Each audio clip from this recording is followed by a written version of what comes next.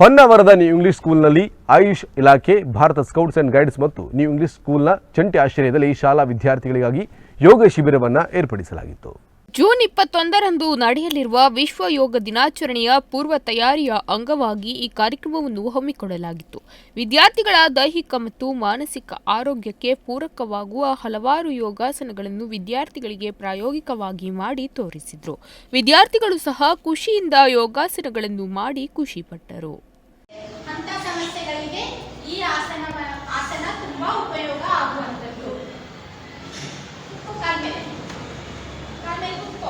ಬೆರಳುಗಳನ್ನು ಕೆಳಗೆ ಚಾಚು, ಬೆರಳು ನೆಲಕ್ಕೆ ಚಾಚು, ನಾರ್ಮಲ್ ಬ್ರೀದಿಂಗ್ ಮಾಡ್ತಾ ಇರು.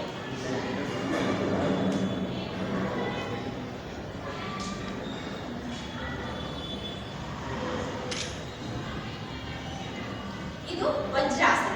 ವಜ್ರಾಸನದಿಂದ ನಾವು ಅರ್ಧ ಉಷ್ಟ್ರಾಸನ ಸ್ಥಿತಿಗೆ ಹೋಗ್ತೀವಿ.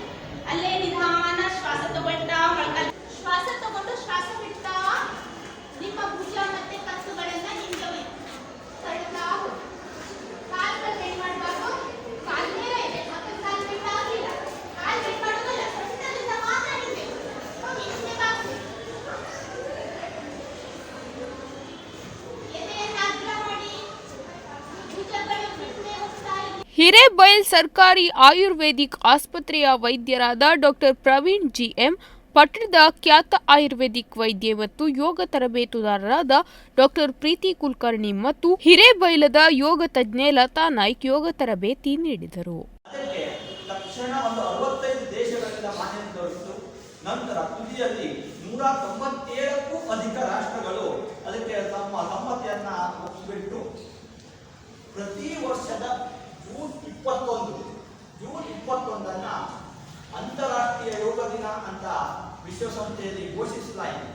ಜೂನ್ 21ರ ಮಹತ್ವ ಅಂತಂದ್ರೆ ಇದು ಉತ್ತರಾಯಣದ ತುದಿಯ ಕಾಲ ಮತ್ತು ಅತಿ ದೀರ್ಘವಾದಂತಹ ಹಗಲು ಮತ್ತು ರಾತ್ರಿ ಅಲ್ವಾ, 12 ಗಂಟೆಯ ಹಗಲು 12 ಗಂಟೆ ರಾತ್ರಿ ಇದ್ರೆ ಈ ಬೆಳಕಿನ ಅವಧಿ ಅತಿ ಹೆಚ್ಚಾಗಿರುವಂತಹ ದಿನ ಜೂನ್ 21 ಆದ್ದರಿಂದ ಅದನ್ನ ಒಂದು ಸಂಧಿ ಕಾಲ ಅಂತ ಹೇಳ್ಬಿಟ್ಟು ಯೋಗೋತ್ಸವ ಯೋಗ ದಿನವನ್ನಾಗಿ ಆಚರಿಸಲು ಘೋಷಣೆ ಆಯಿತು. ಮತ್ತು ಅದರಂತೆ ಅಲ್ಲಿಂದ ಪ್ರತಿ ವರ್ಷ ಸಾಂಕೇತಿಕವಾಗಿ ಜಗತ್ತಿನಾದ್ಯಂತ 197ಕ್ಕೂ ಹೆಚ್ಚು ರಾಷ್ಟ್ರಗಳಲ್ಲಿ ಯೋಗ ದಿನವನ್ನ ಆಚರಿಸ್ತಾ ಬಂದಿದೆ.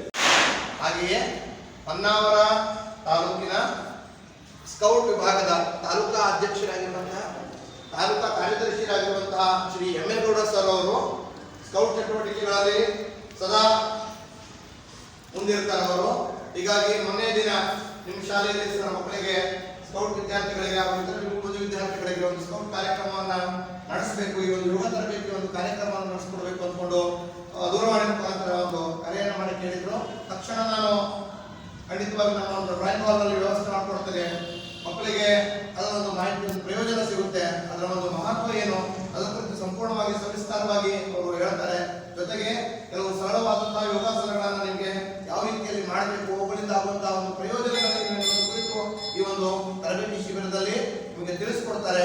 ಹೀಗಾಗಿ ಕಾರ್ಯಕ್ರಮದಲ್ಲಿ ಶಾಲಾ ಮುಖ್ಯಾಧ್ಯಾಪಕರಾದ ಜಯಂತ್ ನಾಯಕ್, ಸ್ಕೌಟ್ಸ್ ಮತ್ತು ಗೈಡ್ಸ್ ಮಾರ್ಗದರ್ಶಿ ಶಿಕ್ಷಕರಾದ ಯಶವಂತ್ ಮೇಸ್ತಾ, ನಿವೃತ್ತ ಶಿಕ್ಷಕ ಬಿಜೆ ನಾಯಕ್ ಹಾಗೂ ಶಾಲಾ ಶಿಕ್ಷಕರು ಉಪಸ್ಥಿತರಿದ್ದರು. ನಾಗರಾಜ್ ನಾಯ್ಕ್, ನುಡಿಸಿರಿ ನ್ಯೂಸ್, ಹೊನ್ನಾವರ.